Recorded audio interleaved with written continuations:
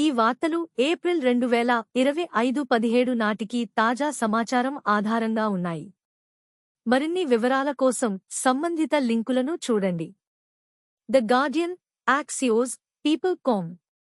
Meta, Instagram మరియు వాట్సాప్ను విక్రయించాలా? మెటా, మునుపటి ఫేస్బుక్ మరియు America federal trade commission (FTC) మధ్య జరిగిన ట్రయల్లో FTC మెటాను, ఇన్స్టాగ్రామ్ మరియు వాట్సాప్ను విక్రయించమని కోరుతోంది.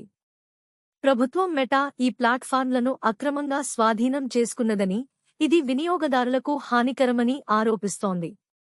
మెటా CEO మార్క్ జుకర్బర్గ్ యొక్క గత అంతర్గత కమ్యూనికేషన్లు, ముఖ్యంగా పోటీ చేయడం కంటే కొనుగోలు చేయడం మంచిది అనే వ్యాఖ్య ఈ కేసులో కీలకంగా ఉన్నాయి. 2. Senator Chris Van Hollen El సాల్వడోర్లో నిరాకరించబడ్డారు. Maryland Democratic senator Chris Van Hollen తప్పుగా ఎల్ సాల్వడోర్కు డిపోర్ట్ చేయబడిన కిల్మార్ ఆబ్రెగో గార్సియాను కలవడానికి ప్రయత్నించారు. అయితే ఎల్ సాల్వడోర్ ప్రభుత్వం ఆయన అభ్యర్థనను తిరస్కరించింది.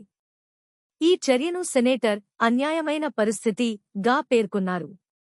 అంతేకాకుండా ట్రంప్ పరిపాలన సుప్రీంకోర్టు ఆదేశాలను ఉల్లంఘించిందని ఫెడరల్ న్యాయమూర్తి అభిప్రాయపడ్డారు. 3. అమెరికా శక్తి మౌలిక సదుపాయాలపై గ్రాన్హోమ్ దృష్టి. మాజీ అమెరికా ఎనర్జీ కార్యదర్శి జెన్నిఫర్ గ్రాన్హోమ్, అమెరికా శక్తి మౌలిక సదుపాయాలపై పెట్టుబడులను కొనసాగించాలని సూచిస్తున్నారు. ఇది గ్లోబల్ తయారీదారులను ఆకర్షించడానికి సహాయపడుతుందని ఆమె అభిప్రాయపడుతున్నారు. అంతేకాకుండా డేటా సెంటర్లు 2035 నాటికి అమెరికా విద్యుత్ డిమాండ్లో 8.6% వాటాను కలిగి ఉంటాయని అంచనా. 4. సింథియా ఎరివో మరియు ఆరియానా గ్రాండే వికెడ్లో కలిసి పనిచేస్తున్నారు. సింథియా ఎరివో, ఆరియానా గ్రాండేతో కలిసి వికెడ్ అనే 2 భాగాల సినిమాలో పనిచేస్తున్నారు. ఎరివో ఈ అనుభవాన్ని ఉత్సాహభరితమైనది, కొంచెం వ్యసనపరచేలా ఉంది అని వివరించారు. వారు సెట్లో మరియు బయట సహజమైన సంబంధాన్ని అభివృద్ధి చేసుకున్నారు.